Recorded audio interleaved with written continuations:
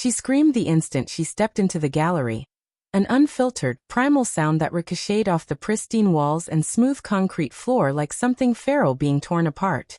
"Who did this?" she shrieked. Cameras snapped. Heads turned. The crowd murmured, voices rising like embers in dry brush. I didn't move. Just stood still as she stared at her own distorted reflection, rendered in twisted steel and broken mirror shards, hanging as the centerpiece of an exhibit titled Matriarch. Beneath it, a plaque read, "What's loved by one can still be discarded by another." 9 days earlier, I'd found the original sculpture, my daughter's work, in a garbage bin by the garage. It was cracked in two, ribbon still wrapped around it from the night before, as if it were nothing but trash. She'd spent 7 months on that piece.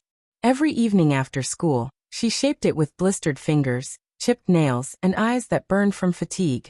She'd called it Everrise.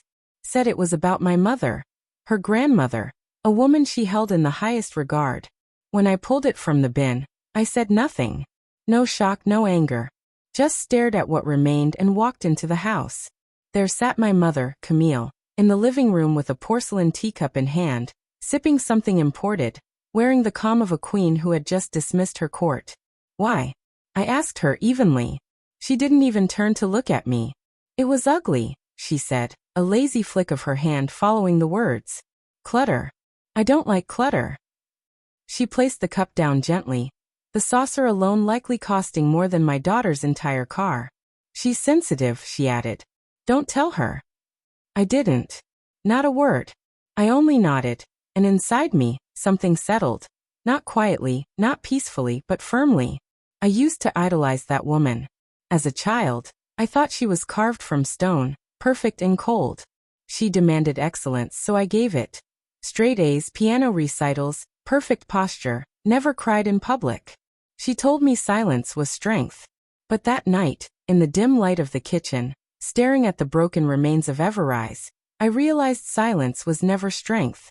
It was surrender. And I'd been surrendering my whole life. The next morning, I made 2 phone calls. One to an old gallery curator I knew from before I had children, the other to my daughter's favorite professor. Then I spent the next 9 days doing something my mother never believed I could do. Creating something louder than silence. The gallery event was invite only. My mother was the guest of honor. I had a special invitation made just for her, gold trim, elegant script, telling her it was an exclusive charity showcase. She loves exclusivity. By 6 p.m., the gallery buzzed. Glasses clinked, lights flashed, conversations hummed around the sculpture still veiled under black velvet. Camille arrived draped in diamonds and self-satisfaction. She air-kissed acquaintances, laughed a little too hard, bragged to someone nearby about how proud she was of her granddaughter. I kept my distance.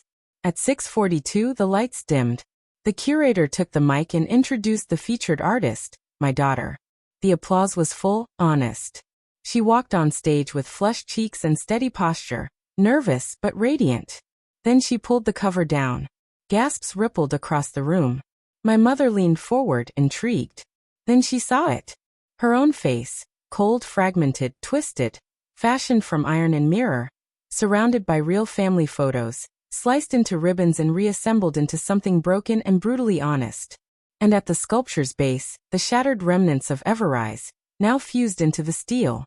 At first, Camille froze. Her eyes locked on the piece, expression slack as though her mind hadn't caught up. Then she read the plaque. Her gaze shot to me. I didn't blink.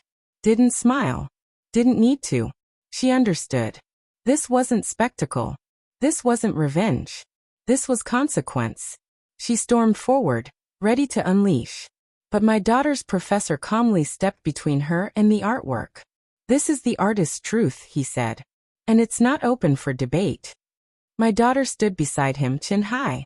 My mother turned her anger to me. "How dare you?" I met her eyes without flinching. "You taught me strength," I said.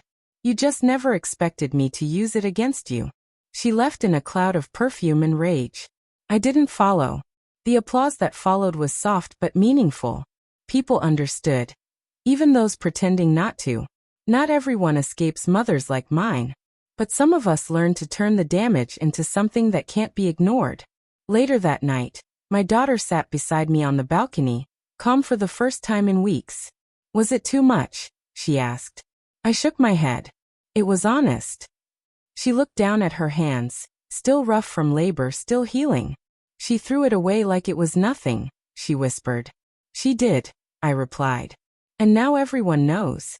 Camille hasn't contacted us since. She tried calling my daughter once. It went to voicemail. Then she released a weak public statement, something about supporting the arts and expression. No one believed her.